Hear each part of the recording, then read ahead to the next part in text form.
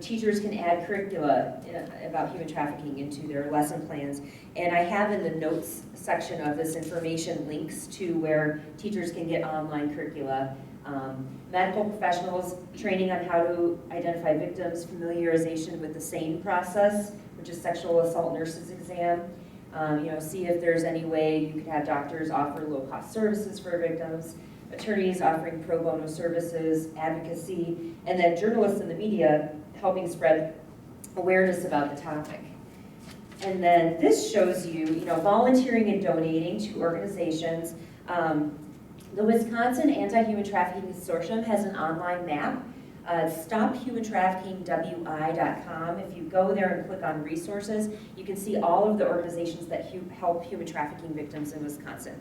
And that also includes some other organizations that will help at-risk youth, so homeless youth shelters, sexual assault crisis centers, those types of nonprofits as well.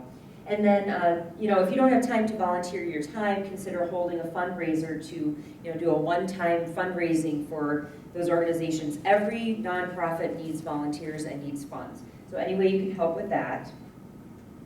And then advocacy, very important to know who your legislators are. In Wisconsin, we have 2 United States Senators, Ron Johnson and Tammy Baldwin, and then you each have a legislator, so we have 8 congressional districts in Wisconsin, that's what the picture is of. And you can go to these links, and you will see, you click in your address and it'll show you who your congressional representative is. So you have also in Wisconsin state legislator, you have a state senator and a state assembly representative. So there's 33 Senate districts and 99 congressional districts. So each person has 1 state assembly representative and 1 state senator. So you can go to the links on there, legis.wisconsin.gov, and you can type in and find your legislator. I think that's what my image there is. And if you ever have an opportunity to go to Madison and talk with your legislator, you can always go there anytime. You just need to call and talk to him, set up an appointment. You can talk to one of the aides or you can talk to the legislator. I've gone there before. 5 to 10 minute conversation, very, very powerful. Obviously in person is going to be where you're going to get your most bang for the buck. But even if you're writing them a letter or you're calling them or you're emailing them, it's always best to keep it to a couple salient points. So if you contact your elected officials, tell them, I'm concerned about human trafficking. I've heard about it. It seems like it's not, this increasing epidemic in Wisconsin. What are you doing about it? I think that we need to have, there's a lack of safe housing for victims. We need to have some funding for more safe housing options.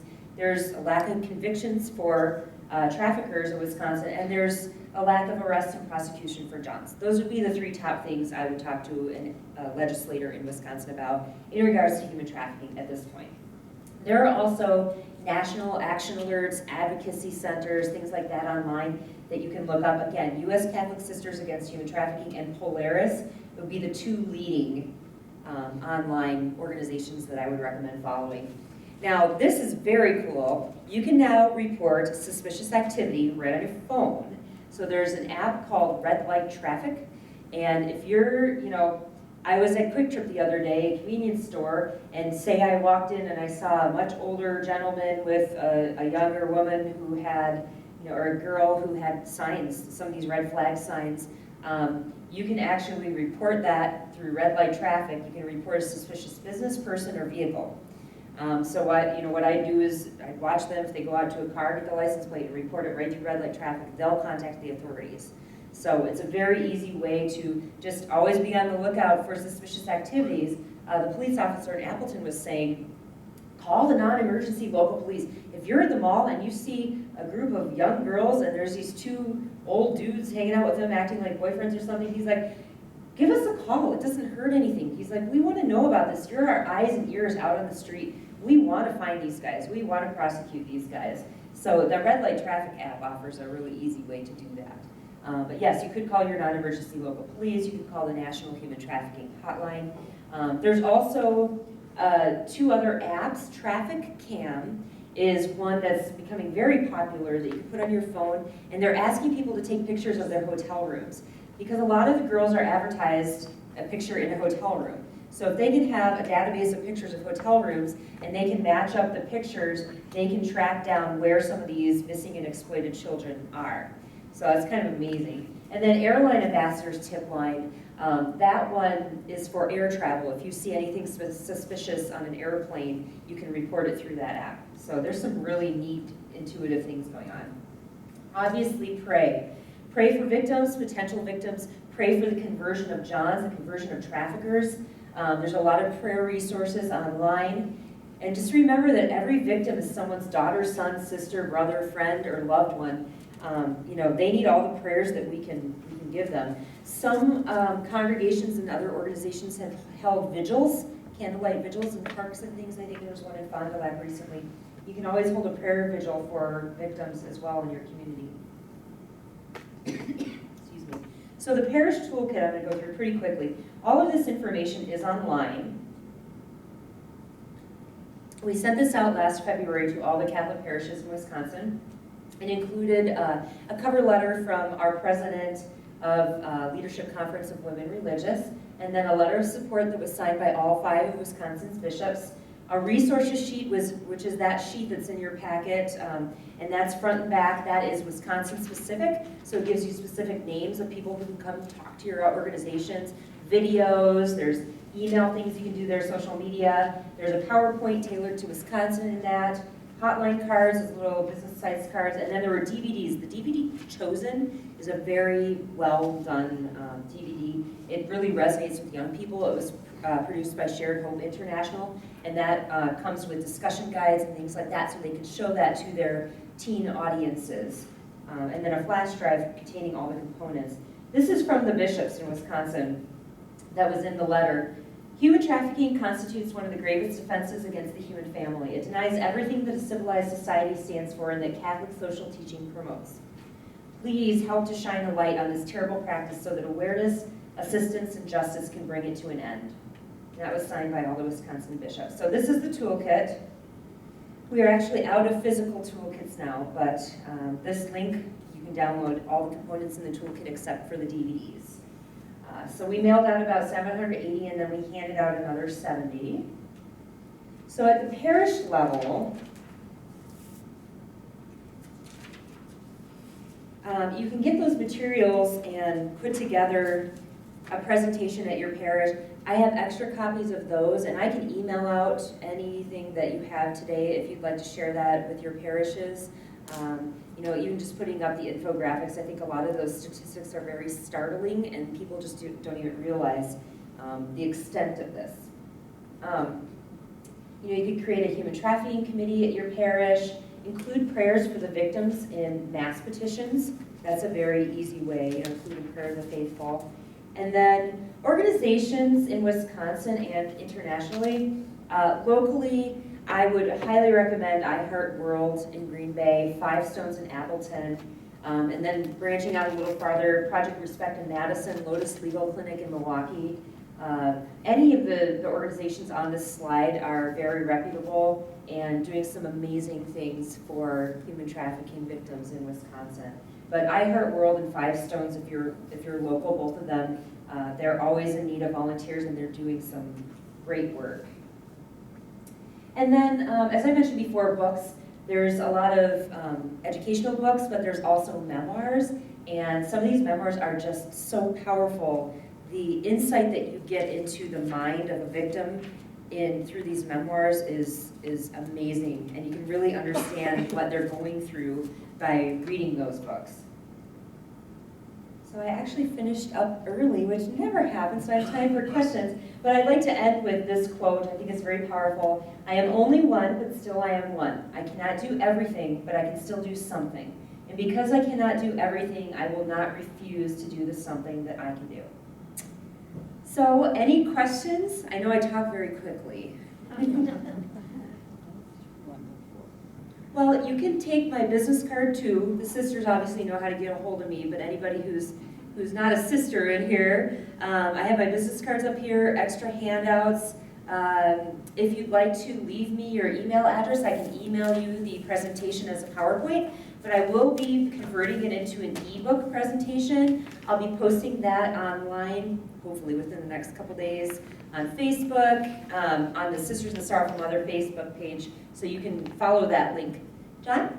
Can places like Harbor House or the Christiane Center, can they be expanded to be safe houses for victims of trafficking? Well, I know both of those have been operating as safe houses because there have been no other options.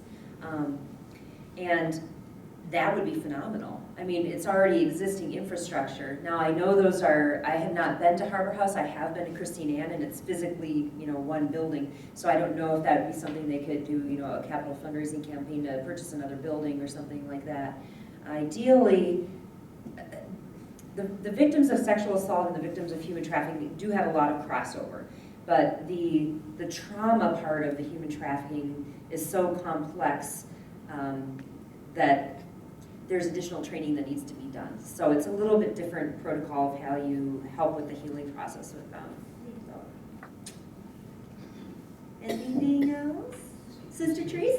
Yeah, I want to ask, why is it so difficult to imprison a pimp or a charm because the victims know their names and know their locality, Right. and yet, as I see in this presentation, there are not many imprisonments or fines.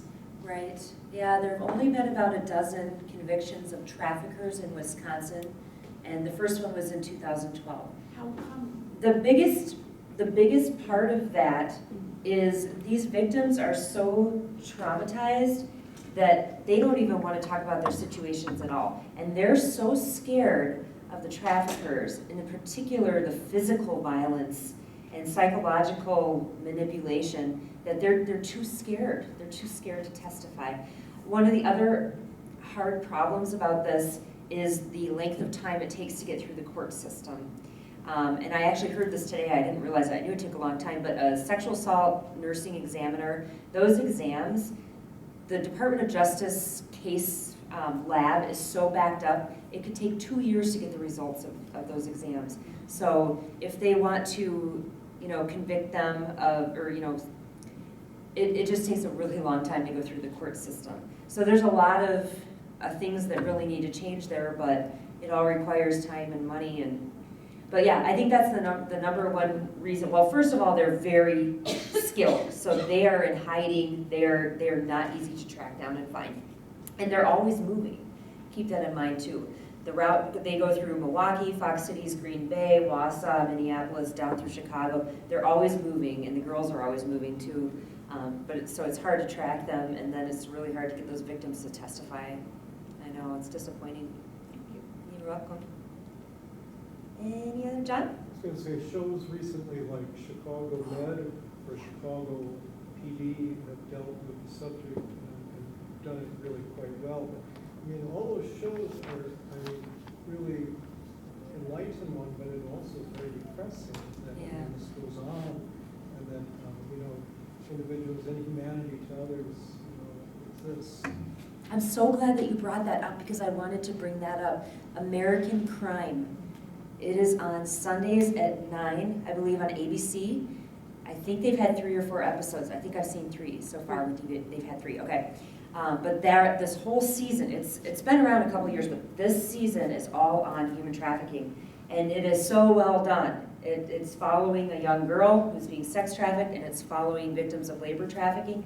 And now they just introduced a nanny who's being trafficked, and it's just really powerful the way that they're doing that. So American Crime, very good show. And that's, I think, just having a TV show about it is going to make awareness explode.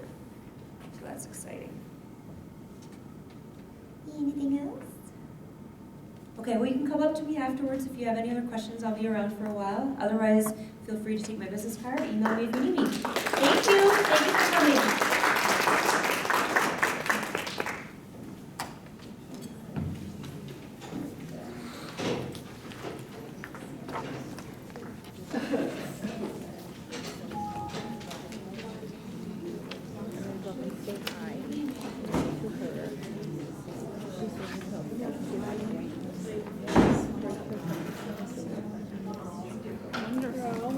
Problems in this world to keep us keep you on your toes. But look how long it took to get past this civil slavery from the Civil War, and then domestic violence. I was gonna come up and say hi to you anyway. I'm Sister Carol. Sister Carol, because I was looking at you. I'm like, how do I know her? How do I know her? Because you see it, I'm like, I know her somehow. I've seen her. Thank you for coming. Thank you for doing that. Yes, absolutely.